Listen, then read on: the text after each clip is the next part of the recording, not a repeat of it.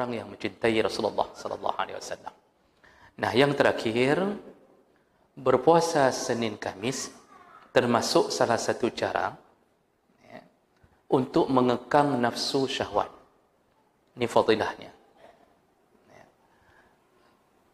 Hadis dari Ibnu Mas'ud radhiyallahu anhu, "Kunna ma'an Nabi sallallahu alaihi wasallam syababan la najidu syai'an." Kami para pemuda itu pernah bersama Nabi sallallahu alaihi wasallam, la najidu syai'an. Kami tidak punya harta pada waktu itu.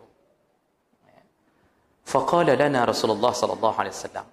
Jadi banyak anak-anak muda di masa Nabi imannya kuat tapi uang tidak ada. Hari ini banyak anak muda uangnya banyak tapi iman tidak ada. Dulu nggak ada uang, nggak ada harta. Orang hidup di masa Nabi tidak ada harta. Jadi hidup betul-betul hanya hidup hari-hari. Hari ini makan, besok pikir lagi makan apa. Begitu gaya hidup. Sampai Rasulullah ketika ada orang yang meminta sesuatu di rumahnya, sampai tidak ada apa-apa yang bisa diberi kecuali hanya satu butir kurma. Lalu satu butir kurma itu diberikan kepada seorang ibu yang membawa 2 orang anak perempuan. Aisyah mengatakan, sebutir kurma itu dibelah oleh ibu itu, diberikan ke kedua anak perempuannya. Dia sendiri tidak makan. Coba bayangkan Bapak Ibu, tidak ada apa-apa kecuali sebutir kurma. Kan seperti tidak mungkin. Tapi begitu. Aisyah pernah menyimpan sedikit kurma untuk buka puasa. Lalu tiba-tiba datang orang meminta makanan ke rumah. Aisyah mengatakan kepada budaknya, berikanlah, berikan. Budaknya berkata, wahai Ummul Mukminin, kalau aku berikan engkau tidak ada bukaan nantinya. Tidak ada buka puasa untukmu nanti. Kata Aisyah, berikan saja, berikan saja. Sampai perkataan pembantunya, enggak ada makanan kalau diberikan ke si pengemis tadi. Tapi kemudian karena Aisyah telah memberi karena Allah, maka Allah datangkan ganti. Dalam hadis, menjelang maghrib, datang sahabat membawa kambing yang sudah dimasak untuk Aisyah.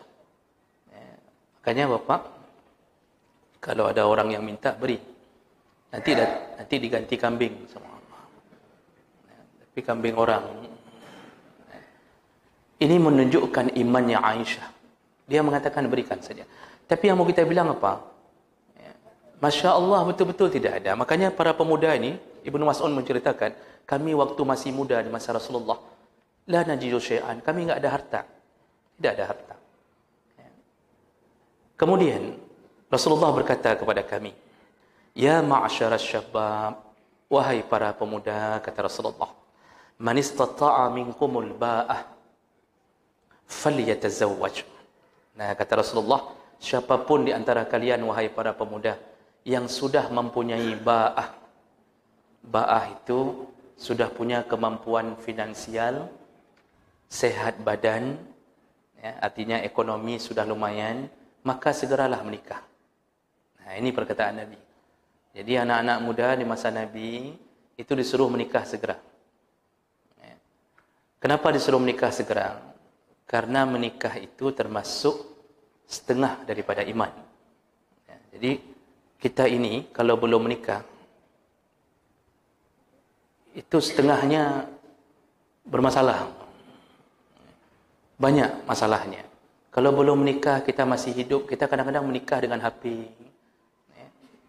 Hari-hari dari pagi sampai malam HP, WA sana, WA sini. Kadang-kadang masuk ke website-website mencari jodoh. Jadi itu gaya berfikir kita kalau belum menikah agak banyak masalah. Dan kita masih melirik sana sini. Berdiri di lampu merah, lihat ke kanan, lihat ke kiri. Beda kalau orang sudah menikah, enggak lihat-lihat, cuma lihat lampu saja. Dia tunggu dari 199, 98, 97 itu dilihat tu terus kan. Tiba-tiba lampunya mati di 55. Tapi yang belum menikah, lirik sana, lirik sini. Ada yang lewat sedikit, menggoda hatinya. Jadi kalau belum menikah, itu ada hati itu bermasalah. Tapi yang sudah menikah masih lirik-lirik, ini kurang ajar namanya ini. Ini lebih bahaya ini daripada yang ini. Nah, jadi Rasulullah suruh menikah karena memang iman itu bisa tercukupi dengan menikah. Jadi banyak maksiat yang bisa terhindar dengan menikah. Walaupun tidak ada jaminan yang sudah menikah tidak bermaksiat. Paling kurang satu maksiat syahwat telah tertutupi dengan menikah. Nah, karena laki-laki, ini yang disebut syabab ni laki-laki.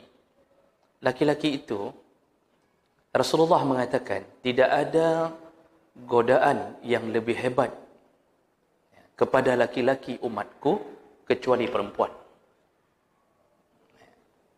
Dari dulu Bani Israel, kata Rasulullah, penggoda yang paling hebat bagi laki-laki, penggoda imannya adalah perempuan. Jadi Allah Subhanahu wa taala mengatakan zuyyina lin-nas hubbus syahwat minan nisa. Laki-laki itu dihiasi syahwat. Syahwat yang berlebihan terhadap perempuan. Itu fitrah. Itu fitrah kita, Pak. Makanya jangan malu-malu untuk mengatakan saya suka perempuan, itu wajar, fitrah. Tapi di atas jalan yang benar. Tapi kalau mengatakan, misal dia mengatakan saya tidak suka perempuan, itu ini bisa diragu-ragukan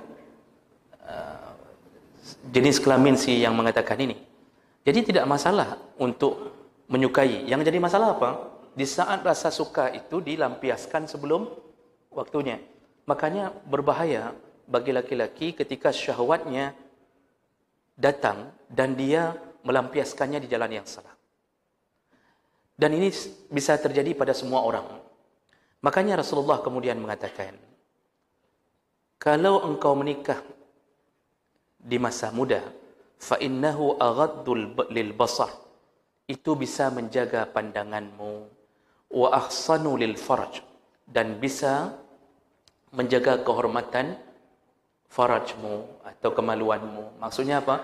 Kita mata terjaga setelah menikah. Kemudian juga tidak sampai terjadi perzinaan ya, atau hal-hal yang sejenisnya. Ini kalau menikah. Nah, kemudian di situ Rasulullah memberi solusi kepada mereka yang ternyata belum mendapatkan kemampuan finansial untuk menikah. Kata Rasulullah, "Wa man lam yastati'", barang siapa yang belum mampu. Maksud belum mampu apa ini? Belum mampu harta. Ya. Belum ada harta. Untuk bayar mahar pun enggak cukup. Ya. Makanya perempuan disuruh murah-murahkan mahar. Perempuan salihah memurahkan mahar. Jangan mahal-mahal. Anak kita yang gadis, Bapak Ibu, itu jangan dimahal-mahalkan. Ya. Ini saya buka kesempatan bagi anak-anak muda kita yang belum nikah ni. Cari salah satu jamaah kita. Jangan dimahalkan maharnya. Kenapa? Itu bahagian keberkahan. Memurahkan mahar. Paling kurang mahar misil. Seperti yang sudah menjadi tradisi paling kurang. Kalau bisa, lebih kurang daripada itu. Cukuplah 5 manyam, 10 manyam. Itu sudah cukup. Jangan sampai 40 manyam. Keberkahan datang dari situ. Laki-laki saleh memahalkan maharnya. Perempuan salehah memurahkan mahar, laki-laki saleh memahalkan. Jadi begitu ditanya berapa mahar untuk urusan ini, mungkin wali akan mengatakan 10 manyam. Laki-laki saleh begitu dengar 10 manyam, maka dia menawarkan, "Pak, saya tidak bayar 10 manyam. 100 manyam saya bayar." Begitu laki-laki soleh. Rasulullah berapa manyam, berapa mahar untuk Khadijah? Karena hampir mencapai 1,5 M. 100 ekor unta. Belum lagi tambahan dinar, emas. Padahal Khadijah orang kaya. Beliau enggak minta banyak kepada Rasulullah karena beliau mencintai Rasulullah. Bahkan diutus utusan agar Rasulullah melamarnya. Tapi Masya Allah, Rasulullah menampakkan bahawa begitulah kehidupan yang baik. Jadi hargai perempuan. Mereka tawarkan 10, kita tawarkan 10,5. Itu sudah bagus. Jadi begitu ditawarkan 10, kuranglah. Ini kan menjelang hari raya Idul Fitri, kuranglah sikit. Ini enggak ada harganya kita laki-laki. Ini Bapak Ibu, ini bukan pengalaman pribadi, tapi begitulah. Begitulah kita hendaknya melakukannya.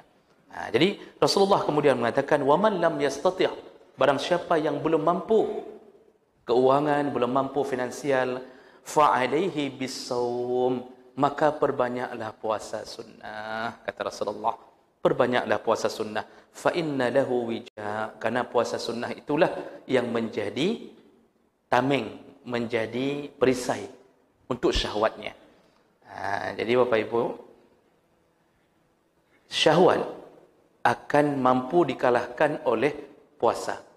Karena orang ketika sedang puasa, otomatis melemahnya kekuatan. Ketika sedang melemah kekuatan, maka nafsunya ikut lemah. Makanya orang puasa itu Pak, nggak sempat mikir untuk lihat yang porno-porno, mencari-cari yang bahaya, nggak sempat mikir.